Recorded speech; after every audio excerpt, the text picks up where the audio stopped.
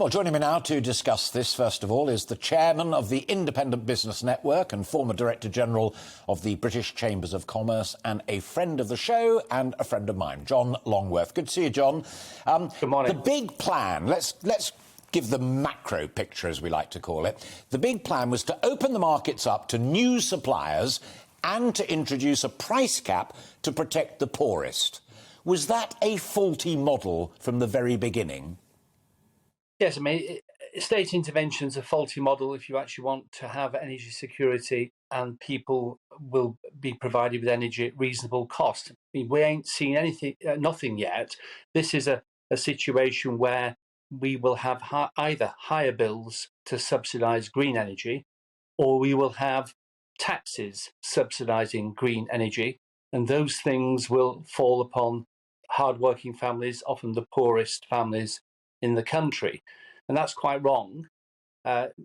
Price caps, of course, distort the market, but then the government are in a real fix here because they've decided to introduce green energy, which is not reliable and which requires subsidy because it is not economic.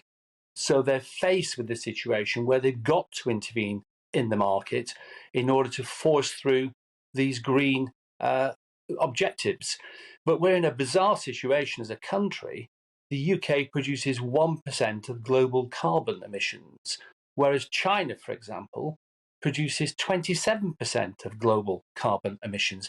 The 50 biggest polluting cities in the world are in China, but we're exporting to China our carbon emissions along with jobs and prosperity. It's a very hypocritical, very topsy-turvy world in which we live at the moment, and to have the Conservative Party in government being statist, raising taxes and intervening in markets is very, very surprising. In a post-Brexit Britain, where we have all the opportunities to cut taxes, deregulate, invest, boost jobs, boost prosperity, and go for super growth. I did interrupt because I don't disagree with a word of that, and that's what I kind of expected slightly to hear. So let me play devil's advocate. You know where I'm coming from, but I have to put this to you. If you simply let the market rip, as Dan Hannan suggested in The Telegraph yesterday, you know as well as I do that an awful lot of people simply would not be able to afford their energy bills, period. End of. And there's no alternative to that. So what would have been better that sustains the power of markets but also keeps folk warm? Well, what would have been better was for us to use the things that we have available to us in abundance. We actually are sitting on a huge supply of natural gas that would be produced through fracking. If we use 1/10 of the estimated gas that lies under our soil, we could provide cheap energy for the UK for 100 years. We have an enormous potential there. Now, to get energy security, we may want to take advantage of the new concept of mini nuclear reactors that Rolls-Royce are producing, which would require some subsidy, but that would be for a security purpose rather than a market distorting move. If we want to produce energy from wind and solar in the UK, it's unreliable and uneconomic, and therefore requires market intervention in a way that's damaging and costly. It costs consumers, or it costs taxpayers, or both. And I don't think really most consumers realise how much they are paying in their energy bills for green energy. It's hidden within the cost of their electric and gas bills, well, very soon gas bills, because they're extending the subsidy to the gas bills. And we're also not thinking through other things. For example, it's a great idea to have electric cars, but what do we do in 10 years' time when we have to dispose of the toxic batteries? Where are they going to go? And what happens when China really does actually corner the market entirely in rare earths, and the production of those batteries is no longer sustainable for the West? Sure. And therefore we're completely dependent on China. Yeah, rare earths being the minerals that are required for manufacturing those batteries. But listening to that argument carefully, the absolutely central dilemma is this, that either we can't afford to save the planet or we can't afford to help folk remain warm. I mean, we should have a government that's capable of addressing those two issues. Well, as I say, the UK produces 1% of global carbon, so we could spend trillions, which we will in fact have to do if we pursue the current policies. We could spend trillions, impoverish people and bankrupt the country, and not move the dial at all on global warming, because it's not the UK that's doing it. It's actually the emerging markets such as China and India, and also, of course, the USA to a large extent. So unless they change behaviours, we're not going to actually affect climate change. Saving the planet is could take up an entire program, of course, because one has to ask the question: to what extent is the planet needing saving? The planet is actually pretty resilient. It's survived meteorite strike and extinctions. It's survived ice ages and hot ages. It's really about humankind that we're talking. And what we could do is use technology to actually ameliorate the effects of climate change rather than trying to eliminate climate change entirely, which we may not be able to do anyway because of the natural cycles of the earth. So providing proper flood defences, providing the lowest damaging energy production, such as gas, for example, would be a way of doing that at a fraction of the cost that the current policies are going to lead to. Fascinating stuff. So think smarter. Final question on it, and with your new businesses and invention, as it were, hat upon, one of the other alternatives is to look at new ways of wealth creation, and that's to actively support the companies that use artificial intelligence, IT and the rest of it, lower energy, as opposed to the old smokestack industries. They need a nudge, they need support, they need help. Well, I'm not sure I agree with that. You see, picking winners has never been very successful. The last people in the world that are capable of picking winners are Whitehall officials. What we need to do is to create market conditions in which businesses grow and prosper and the winners pick themselves. And those technological businesses that you're referring to will pick themselves and are doing so at the moment. We need access to long-term patient capital, something that the European Union prevented the UK from doing, even though Germany was doing it because it started before the Treaty of Rome was signed. We need to have proper infrastructure, particularly digital infrastructure in the UK, and energy security. And we need to have deregulation and tax cuts for business and personal tax cuts. And then the tax take itself will be optimised and will actually have better public services. But the government are actually adopting a set of policies that are entirely the reverse of that. State intervention, tax rises for both people and businesses. They're also interfering with the market, trying to pick winners and so on. This is a Whitehall-driven agenda, and we've got to reverse that and take the real opportunities that Brexit provided us to actually break away from the bureaucratic state intervention, state control that the EU liked so much. John, always a pleasure to talk to you. Profound thoughts there, radical stuff as well. Thank you very much indeed. John Longworth, the head of the Independent Business Network and former Director General of the British Chambers of Commerce. So there's an intriguing one thrown straight out there.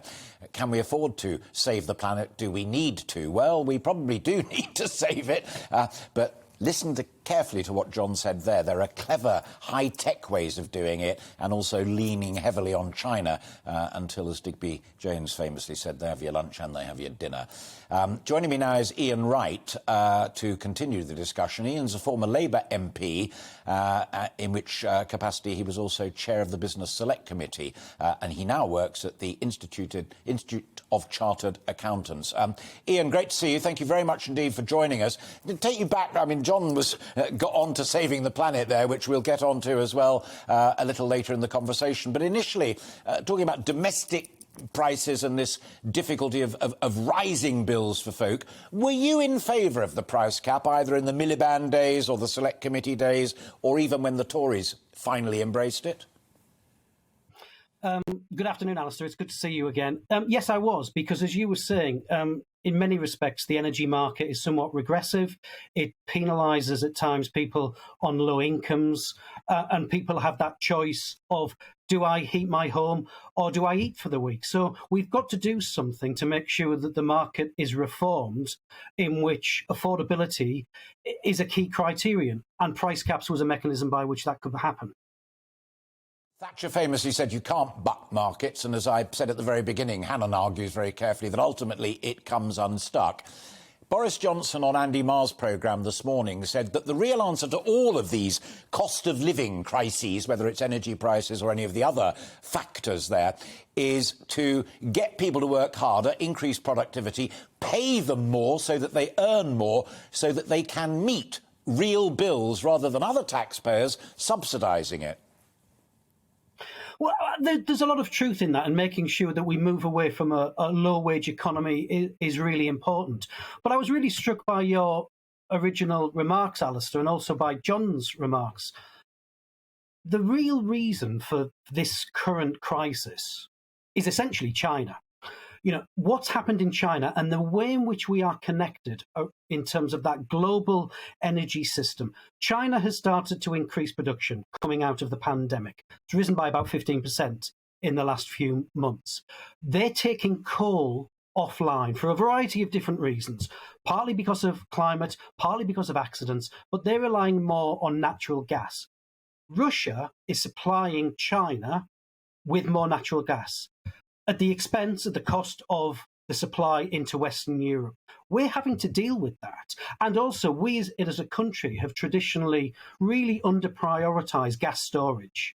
This is a perfect storm. The market has not addressed this.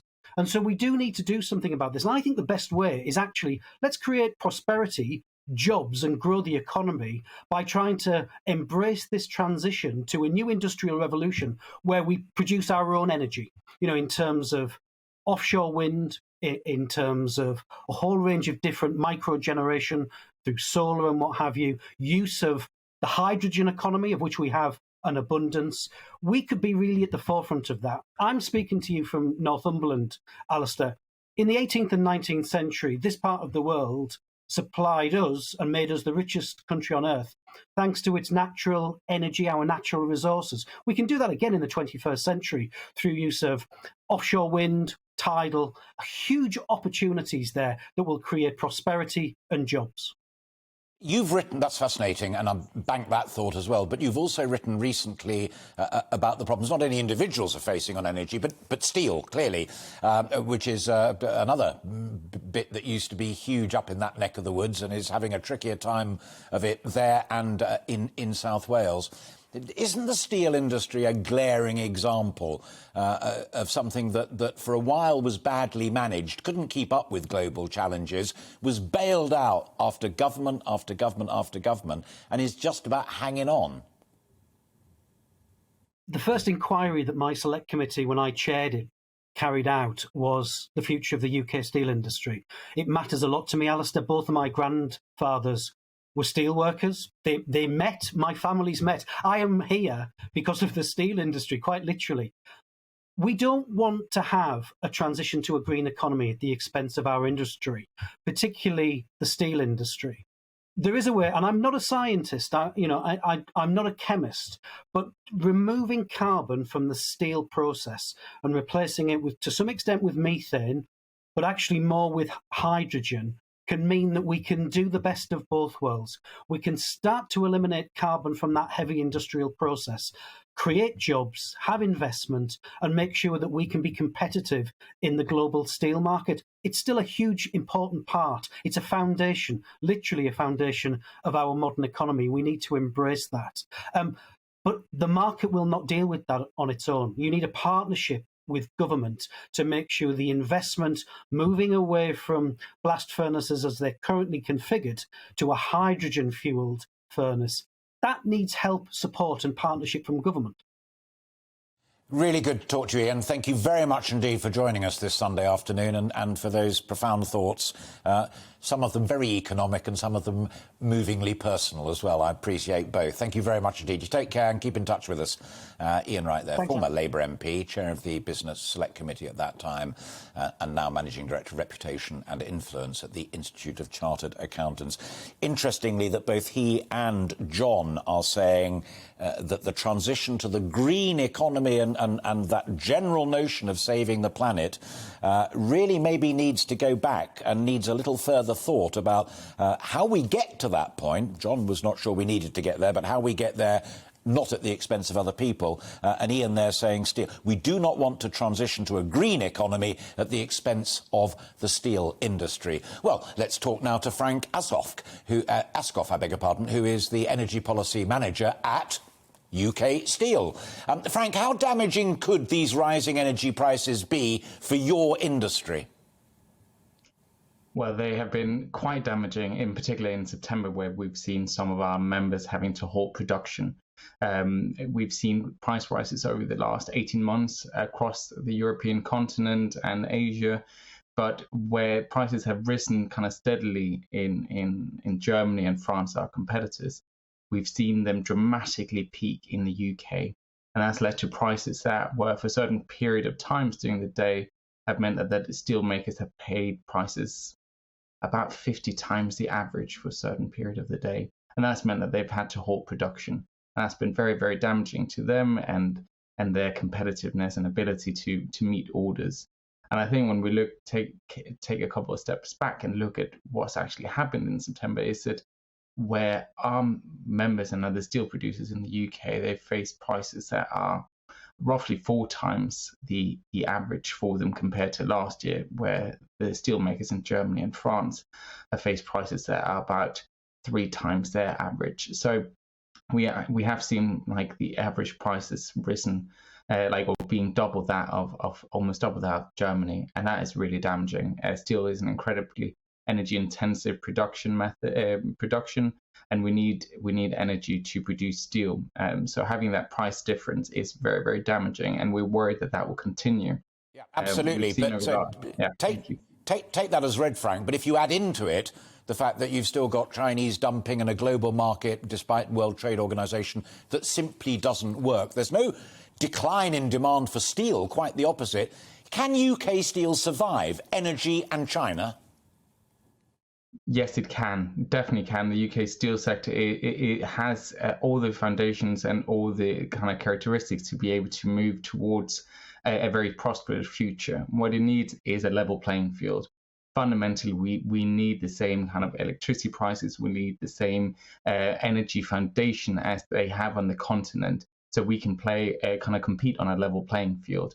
And that's the problem, is that at the moment with the energy market as it exists today, is that where our competitors in Germany in particular have provided the right framework for them, where they provide the exemption from certain costs, compensated for taxes that government have put in, the UK government has not yet introduced the same measures here in the UK.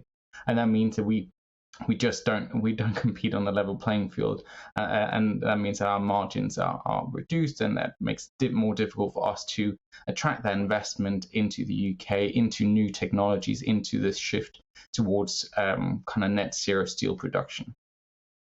Final question. You face a government that is shifting rapidly from that sort of approach, whether it's the steel industry or whether it's the energy prices that you and I both pay. You got Boris Johnson on the television this morning saying higher productivity, higher wages, pay the taxes and stand on your own 2 feet, dear consumer, in the marketplace. He's not going to then turn around and say, and I'm also going to bail out the steel industry and put a price cap on for your energy. You've got to survive or you're out. That is definitely kind of like one way of approaching it. Another way of approaching is to say, as such, really, we do need to compete, and we work in one of the most trade-intensive industries in the world. We compete on price. We compete with Chinese, with Turkish, with Russian steel, with German steel. That's what our members do, and they compete every single day for this, because our customers don't just they're not particular, as you say, they can just buy steel from anywhere if they wanted to. So we have to deliver the right steel at the right time at the right price. really what we're saying is, if we are going to compete, and when competing with steel producers around the world, provide us with the same level playing field. Make sure that we can compete and we have a level playing field, because otherwise you are putting at a disadvantage to us.